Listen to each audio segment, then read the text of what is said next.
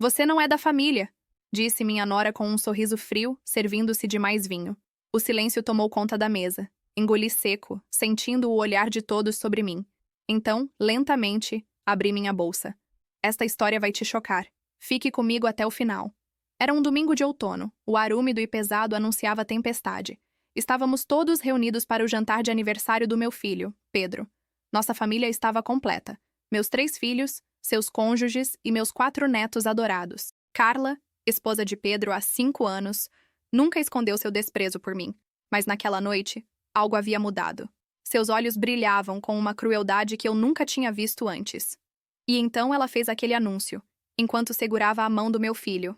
Temos uma notícia maravilhosa, disse Carla, apertando a mão de Pedro. Estamos nos mudando para o interior. E vamos vender esta casa. Esta casa. A casa que construí com meu marido, tijolo por tijolo, durante 30 anos de casamento. A casa que deixei para Pedro cuidar após a morte do pai, com a promessa de que sempre seria o lar da família. Mas esta casa foi presente de casamento, filho. Murmurei, tentando manter a compostura. Foi o que seu pai queria. Pedro olhou para o chão, incapaz de me encarar. Na verdade, mamãe, a casa está no meu nome. Legalmente posso fazer o que quiser com ela. Foi quando Carla sorriu. Aquele sorriso venenoso, e completou. E já temos compradores. Você terá 1 mês para encontrar outro lugar. Afinal, você não é da família agora que o seu marido se foi, não é mesmo? Meus outros filhos, Ana e Roberto, ofegaram. O garfo de Roberto bateu ruidosamente no prato. As crianças pararam de comer, sentindo a tensão. Naquele momento, algo dentro de mim, algo que esteve adormecido desde a morte do meu marido, despertou. Porque havia uma coisa que nem Pedro nem Carla sabiam. Algo que meu falecido marido havia me confiado 2 dias antes de sua morte inesperada. O jantar prosseguiu em um silêncio cortante. Meus netos, confusos, comiam sem levantar os olhos. Ana e Roberto tentavam desesperadamente iniciar outras conversas. Mas o estrago estava feito. Enquanto cortava a carne no meu prato, minha mente viajou para 2 meses atrás. Carla sempre teve um talento especial para manipular meu filho. No início, eram pequenas coisas. Convencê-lo a cancelar nossos almoços de domingo e ignorar minhas ligações. Depois tornou-se mais evidente. Pedro começou a questionar minhas decisões financeiras, sugerindo que talvez eu não estivesse mais em condições de administrar o dinheiro que meu marido havia deixado. Você devia deixar Pedro cuidar das suas finanças, dona Helena, dizia Carla docemente. Não queremos que a senhora seja enganada por algum golpista, não é mesmo? O que eles não sabiam era que Antônio, meu marido, sempre desconfiou de Carla. Ela olha para nossos bens, não para nosso filho, ele dizia. E pouco antes de seu infarto fulminante, Antônio havia feito uma mudança no testamento. Uma mudança que estava guardada no cofre do escritório do Dr. Mendes, nosso advogado de família há 3 décadas. Você está bem, vovó? Perguntou minha neta Júlia, de apenas 8 anos, trazendo-me de volta ao presente. Estou, meu amor, respondi, forçando um sorriso. Carla limpou a boca com o guardanapo e continuou, como se estivesse falando sobre o tempo. Na verdade, Helena, já temos interessados na casa. Uma família adorável. Ofereceram um valor excelente. E para onde a mamãe vai? Perguntou Ana, minha filha mais velha, com a voz trêmula de indignação. Pedro interveio, visivelmente desconfortável. Pensei que ela poderia morar com você ou Roberto. Ou talvez em um daqueles residenciais para idosos. Residenciais para idosos? Roberto quase gritou. Mãe tem apenas 62 anos. E esta casa é dela tanto quanto nossa. Carla riu, um som agudo que ecoou pela sala de jantar. Legalmente, a casa é de Pedro. Seu pai deixou bem claro no testamento. Será que deixou mesmo? Pensei comigo, sentindo o peso do envelope que doutor Mendes havia me entregado semana passada, agora guardado em minha bolsa. Antônio sempre foi um homem cauteloso. Helena, ele me disse 2 dias antes de morrer. Fiz algumas mudanças, para proteger o que construímos. Confie no Dr. Mendes se algo acontecer comigo. Nunca imaginei que algo aconteceria tão rápido. Um infarto enquanto dormia, e meu companheiro de 38 anos se foi. Na confusão do luto, Carla rapidamente assumiu o controle, organizando o funeral, ajudando com os papéis e sutilmente questionando cada centavo que eu gastava. Pedro nos contou sobre aquela transferência que você fez mês passado, Helena. Carla disse agora, interrompendo meus pensamentos. 10 mil reais é muito dinheiro. Para quem foi? A mesa inteira ficou em silêncio. Meus filhos me olharam surpresos. Foi para o Dr. Mendes. Respondi calmamente. Honorários advocatícios. Advocatícios? Pedro franziu a testa. Por quê? O que você está planejando, mãe? Carla riu novamente. Provavelmente algum golpista se passando por advogado. Você precisa nos consultar antes de fazer essas transações, Helena. Não está mais em idade de tomar decisões financeiras sozinha. Como ela se atrevia? Trabalhei como contadora por 35 anos. Ajudei a construir nosso patrimônio investindo sabiamente cada centavo que Antônio e eu ganhávamos. Estou perfeitamente capaz de gerenciar meu dinheiro, Carla. Respondi mantendo a voz firme. Seu dinheiro? Ela arqueou uma sobrancelha. Dinheiro que Pedro herdou do pai, você quer dizer. Dinheiro da família. Família. Essa palavra na boca dela soava como um insulto. Ana colocou a mão sobre a minha. Mãe, do que ela está falando? Papai deixou tudo para você, não foi? Foi quando Pedro pigarreou, evitando meu olhar. Na verdade, há algumas cláusulas no testamento que dão a mim o controle sobre os bens até que... Bem, até que mamãe não possa mais administrá-los. Roberto bateu na mesa. E quem decide quando ela não pode mais? Você? Ou melhor, Carla? Não seja dramático. Carla revirou os olhos. É apenas uma precaução. Afinal, idosos são vulneráveis. Idosos. Eu, que ainda trabalhava como consultora financeira. Eu que escalei o Pico da Bandeira no ano passado. E quanto tempo temos para encontrar um lugar para a mamãe? Perguntou Ana, a voz embargada. Como disse, 1 mês, respondeu Carla, servindo-se de mais vinho. Os compradores estão ansiosos. Nesse momento, meu celular vibrou. Uma mensagem do Dr. Mendes. Tudo pronto para amanhã, dona Helena. 10 horas em meu escritório, conforme combinamos. Respirei fundo. O plano estava em andamento. E se eu me recusar a sair? Perguntei calmamente. A mesa inteira congelou. Pedro engasgou com a água. Carla me encarou, surpresa com minha súbita resistência. Você não tem escolha, ela disse finalmente. A casa é de Pedro. Legalmente. Legalmente, repeti saboreando a palavra. Interessante você mencionar isso. O que será que Carla faria se soubesse que Antônio havia secretamente transferido parte significativa de nossos bens para um fundo que só eu poderia acessar? O que ela diria se descobrisse que a cláusula de incapacidade que ela tanto mencionava tinha, na verdade, uma condição precedente que a invalidava completamente? Mais importante, o que aconteceria quando ela descobrisse que a casa, embora estivesse no nome de Pedro, estava atrelada a uma série de obrigações familiares que, se quebradas, revertiam a propriedade para mim? Acho que este assunto não é adequado para a mesa de jantar, disse finalmente, olhando para meus netos. Podemos continuar esta conversa amanhã. Que tal às 11 horas, depois que eu voltar da cidade? Voltar da cidade? Perguntou Pedro. Aonde você vai? Sorri, pegando minha taça de vinho. Tenho um compromisso importante. Com o futuro. O resto do jantar transcorreu em conversas forçadas e sorrisos tensos. Quando todos começaram a se levantar, Carla se aproximou de mim, baixando a voz. Não torne isso mais difícil do que precisa ser, Helena. Você teve sua vida. Agora é nossa vez de viver a nossa. Olhei nos olhos dela, aqueles olhos frios que nunca demonstraram um pingo de afeto genuíno por mim. Você está certa em uma coisa, Carla. Alguém aqui vai começar uma nova vida. Mas talvez não seja quem você imagina. O que aconteceria amanhã mudaria tudo. E eu mal podia esperar para ver o rosto dela quando o testamento fosse revelado. Não dormi naquela noite. As palavras de Carla ecoavam em minha mente. Você não é da família. Às 6 da manhã, já estava de pé. Tomei um banho demorado, escolhi meu melhor conjunto, um blazer azul marinho que Antônio sempre elogiava, e prendi meus cabelos grisalhos em um coque elegante.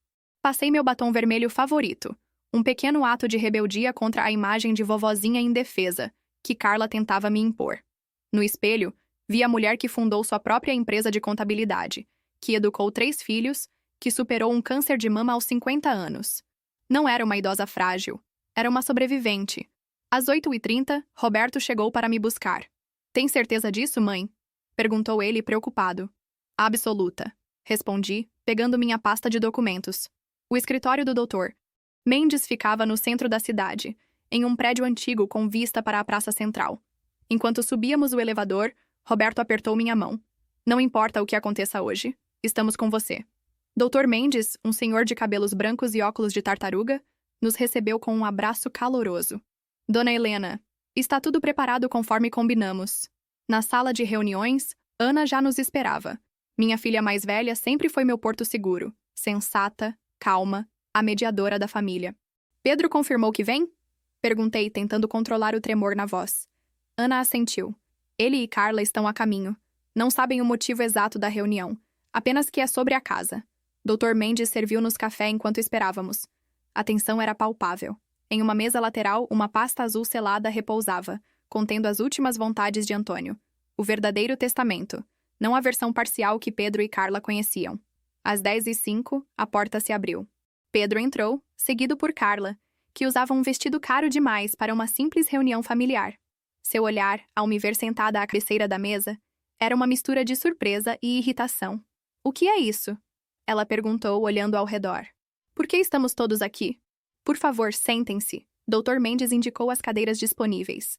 Estamos aqui a pedido de Dona Helena para discutir alguns assuntos legais pendentes relacionados à herança do Sr. Antônio. Pedro franziu a testa. Que assuntos pendentes? O testamento já foi lido há 6 meses. Dr. Mendes trocou um olhar comigo antes de responder. Na verdade, Sr. Pedro, o que foi lido foi apenas uma versão preliminar do testamento. Seu pai fez alterações 2 dias antes de falecer. O rosto de Carla empalideceu. Ela agarrou o braço de Pedro. Como assim alterações? Isso não é legal. Não pode ser válido.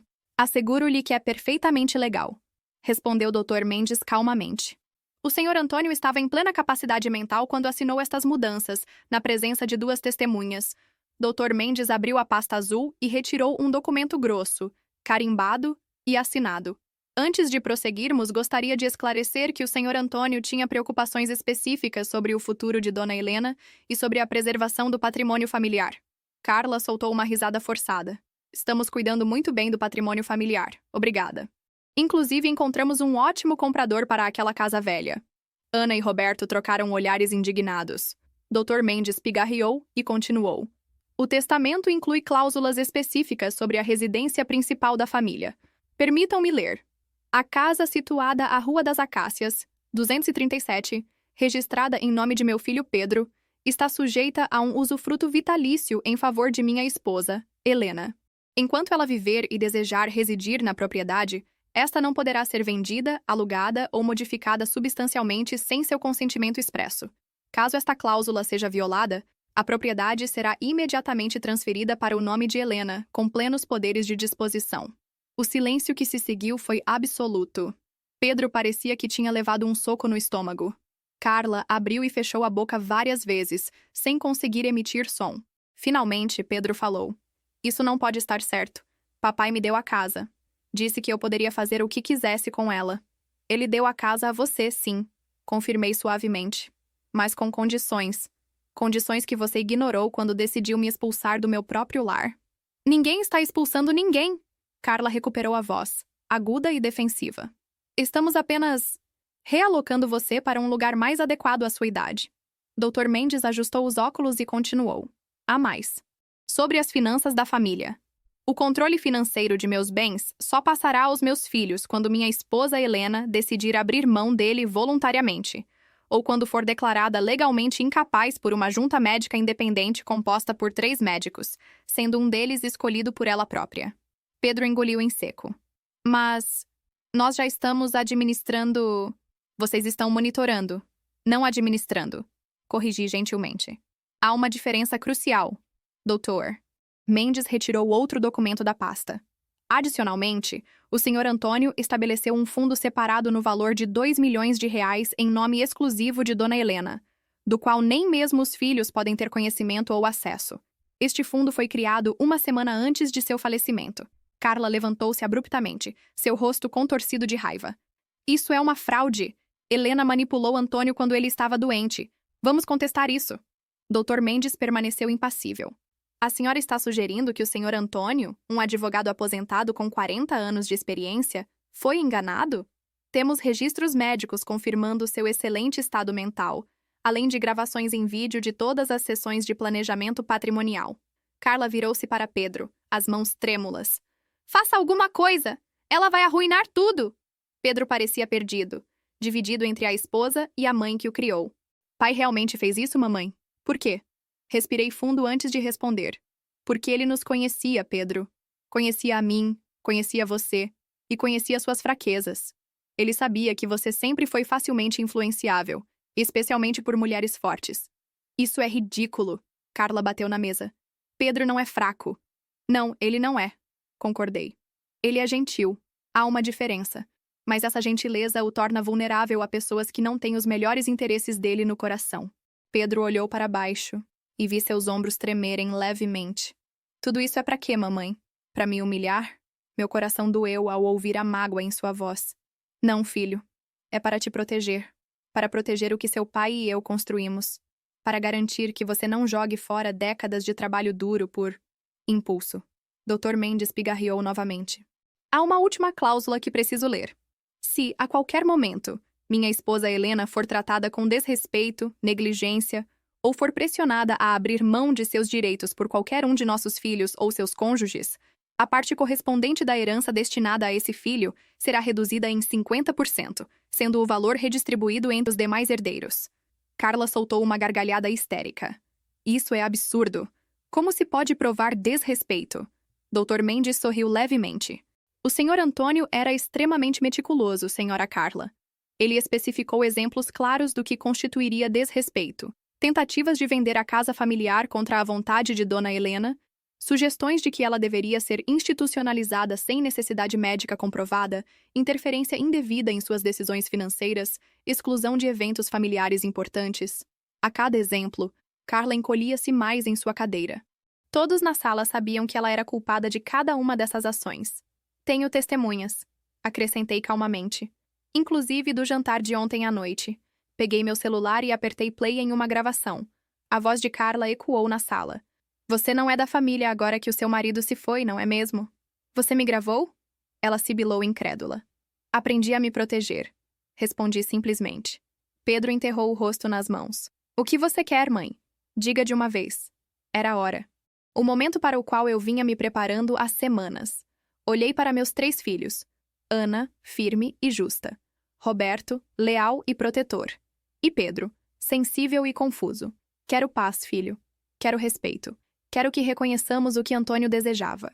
Que permanecêssemos uma família unida, apoiando uns aos outros. Abri minha pasta e coloquei na mesa 3 envelopes. Estas são as escrituras de 3 terrenos que Antônio e eu compramos ao longo dos anos. Um para cada um de vocês. São iguais em tamanho e valor. Estavam guardados para quando vocês completassem 40 anos, mas acho que o momento é agora. Os olhos de Pedro se arregalaram. Mais terrenos? Mas por que não ficamos sabendo disso antes? Porque alguns presentes são para o futuro, não para o presente, respondi. Seu pai e eu queríamos garantir que vocês tivessem algo sólido para construir suas vidas quando estivessem verdadeiramente prontos. Olhei diretamente para Carla, que parecia ter diminuído na cadeira. Quanto à casa, tenho uma proposta. Todos os olhos se voltaram para mim. Era o momento da verdade. O momento de decisão que mudaria o rumo de nossa família para sempre. A sala de reuniões do Dr. Mendes parecia ter encolhido. O ar estava denso, carregado de expectativa. Os olhos de todos fixos em mim, esperando minha proposta. O tic-tac do relógio de parede marcava cada segundo daquele momento decisivo. Proponho uma escolha, disse eu, minha voz surpreendentemente firme. Uma escolha simples, Pedro. Peguei 2 envelopes da minha pasta. Um vermelho, um azul. No envelope vermelho está um documento de transferência completa da casa para o meu nome, conforme a cláusula de proteção do testamento. Se eu assinar isso, a casa será minha. Completamente minha. Carla mordeu o lábio com tanta força que uma pequena gota de sangue apareceu. E no envelope azul? Perguntou Pedro, sua voz quase um sussurro. No envelope azul está um acordo.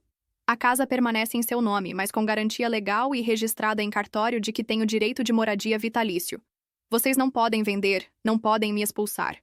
E quando eu decidir, por vontade própria, que não quero mais morar lá, aí sim vocês poderão fazer o que desejarem com a propriedade. Pedro olhou para Carla, depois para mim. O conflito estampado em seu rosto. Por que está fazendo isso? Por que não simplesmente pega a casa de volta? Sorri, sentindo uma estranha calma me invadir. Porque você é meu filho. Porque, apesar de tudo, quero acreditar que ainda existe bondade em seu coração. Porque quero dar a você a chance de fazer a escolha certa. Por si mesmo. Carla não conseguiu mais se conter. Escolha certa? Ela está manipulando você, Pedro. Não vê que isso é chantagem emocional? Ela quer nos controlar. Doutor Mendes interveio. Senhora Carla, devo lembrá-la que estamos discutindo termos legais, não emocionais. Dona Helena está de fato oferecendo uma alternativa mais favorável do que ela teria direito a exigir. Ana, sempre a voz da razão, acrescentou. Pedro, pense bem. Mamãe está abrindo mão de um direito legal para dar a você uma chance. O que ela pede é apenas respeito e o direito de viver em sua própria casa. O rosto de Pedro estava vermelho, as mãos trêmulas. E os compradores? Ele murmurou, quase para si mesmo. Já assinamos um pré-contrato. Carla congelou. Seus olhos se arregalaram em pânico. Um pré-contrato? Dr. Mendes perguntou, sobrancelhas arqueadas. Sem o consentimento da usufrutuária legal? Isso pode constituir tentativa de fraude, Sr. Pedro. O sangue fugiu do rosto de Pedro. Foi quando percebi que ele não sabia. Não completamente. Pedro, você assinou um pré-contrato de venda? Perguntei, inclinando-me para a frente. Ele não conseguia me encarar. Carla disse que era apenas uma proposta preliminar, que não tinha valor legal até me convencerem a sair. Completei, sentindo uma pontada de tristeza. Ou me forçarem a sair. Roberto bateu na mesa, furioso. Vocês planejaram isso? Expulsar a própria mãe da casa dela? Carla se levantou abruptamente. Chega! Não vou ficar aqui sendo acusada como uma criminosa. Aquela casa é um desperdício. Grande demais. Cara demais para manter. E vale uma fortuna. Qualquer pessoa sensata venderia. Não é sobre dinheiro, Carla, disse Ana, a voz trêmula de raiva contida. É sobre respeito. Sobre família. Família? Carla cuspiu a palavra como se fosse veneno. Ela não é sangue do meu sangue. Ela é apenas... minha mãe. Pedro finalmente encontrou sua voz, interrompendo Carla. Ela é minha mãe. O silêncio que se seguiu foi ensurdecedor. Carla olhou para Pedro como se ele tivesse acabado de esbofeteá-la. O quê? Pedro se levantou, as pernas visivelmente bambas. Carla, precisamos conversar. Em particular. Eles saíram da sala, as vozes aumentando progressivamente no corredor.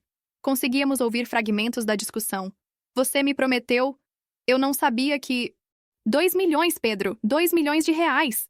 Ela é minha mãe, pelo amor de Deus! Roberto, Ana e eu trocamos olhares desconfortáveis. Dr. Mendes fingiu organizar seus papéis, dando-nos espaço. 10 minutos depois, a porta se abriu. Pedro entrou sozinho, o rosto marcado por lágrimas, mas com uma determinação que não via há anos. Carla foi embora. Ele disse simplesmente sentando-se à mesa. Disse que precisava pensar.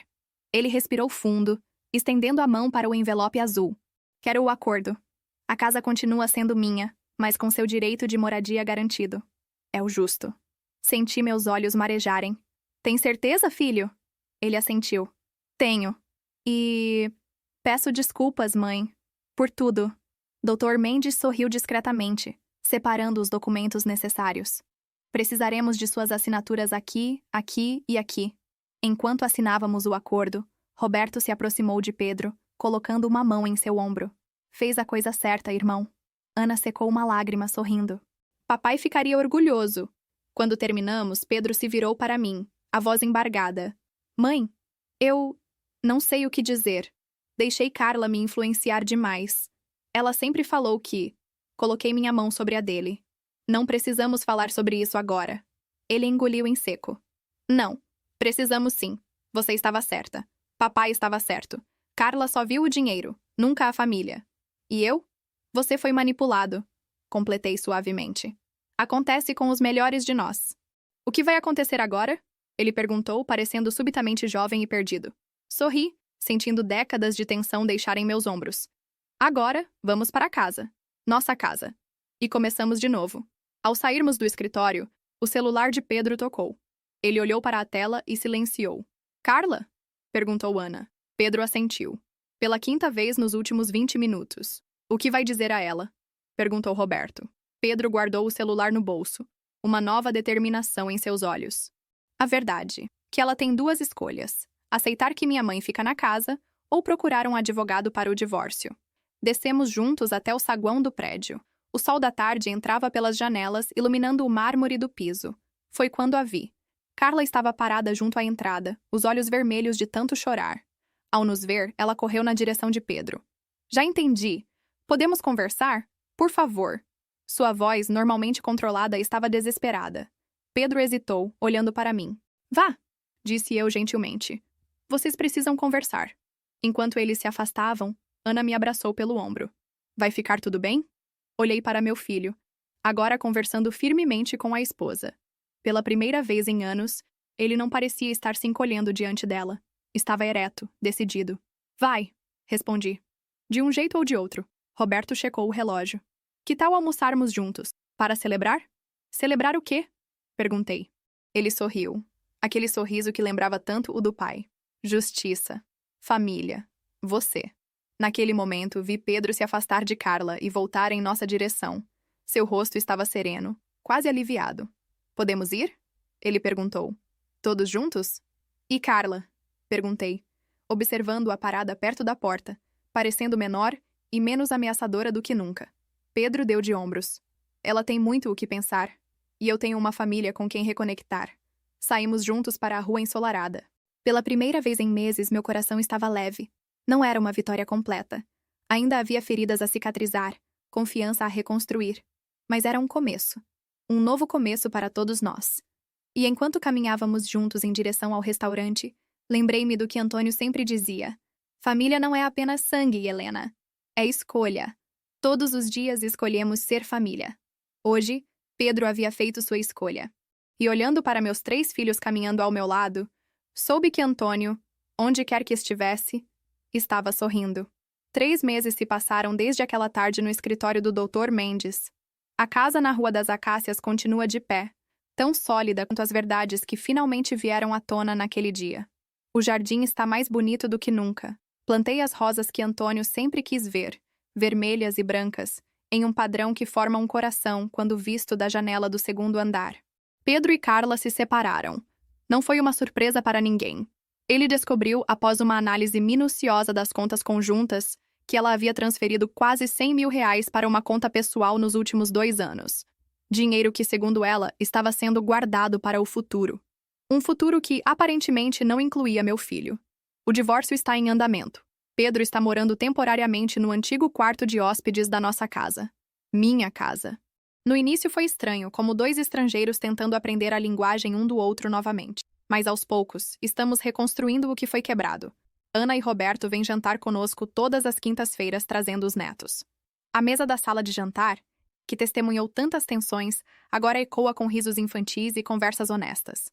Ontem, Pedro encontrou uma caixa de fotografias antigas no sótão. Passamos a noite inteira olhando imagens dele criança, das viagens em família, das festas de aniversário. Em uma foto, Antônio segurava Pedro, então com 5 anos nos ombros, ambos sorrindo como se o mundo fosse perfeito. Eu me lembro desse dia, disse Pedro, tocando a imagem com a ponta dos dedos. Foi quando o papai me ensinou a nadar. Você tinha tanto medo da água? Comentei sorrindo com a lembrança. Mas ele ficou lá, paciente, até você criar coragem. Pedro engoliu em seco. Mas ele sempre acreditou em mim, mesmo quando eu não merecia. Toquei seu rosto, agora mais magro e com algumas rugas de preocupação que não estavam lá antes. Você sempre mereceu, filho. Apenas se perdeu por um tempo. Esta manhã, acordei com o cheiro de café e pão fresco. Pedro havia preparado o café da manhã. Ovos mexidos com queijo, do jeito que Antônio costumava fazer aos domingos. Pensei em começarmos uma nova tradição, ele disse, colocando a mesa. Café da manhã de domingo. Todos nós. Meu coração inchou de orgulho e amor. Adoraria isso. Enquanto comíamos, Pedro mencionou casualmente que tinha visto Carla no mercado, de mãos dadas com um homem mais velho. Esperei sentir alguma satisfação mesquinha com esta notícia, mas, surpreendentemente, não senti nada além de alívio. Ela encontrou o que estava procurando? Perguntei. Pedro deu de ombros. Quem sabe? Mas eu encontrei o que estava perdendo. Ele ergueu a xícara em um brinde silencioso. Família. Na parede da sala, em uma moldura nova, coloquei o único documento que realmente importava do testamento de Antônio. Não as cláusulas sobre dinheiro ou propriedades, mas um pequeno adendo escrito à mão na última página. Para Helena, minha companheira de vida, deixo o mais importante. Meu amor eterno e a certeza de que nossa família permanecerá unida, não pelo que possuímos, mas pelo que compartilhamos. Ontem à tarde, recebi uma ligação de Dr. Mendes. Os 2 milhões que Antônio havia separado em meu nome estavam finalmente disponíveis. Todos os trâmites legais concluídos. E o que pretende fazer com esse dinheiro, dona Helena? Perguntou o advogado. Olhei pela janela, vendo meus netos brincando no jardim, Ana ajudando a pequena Júlia a andar de bicicleta, Roberto e Pedro consertando juntos o balanço antigo. Vou garantir que eles nunca se esqueçam do que realmente importa, respondi. Ah, que família não é quem divide seu sangue, mas quem permanece ao seu lado quando todos os outros se vão. Já tenho planos para o dinheiro. Não para mim. Aos 62 anos tenho tudo o que preciso.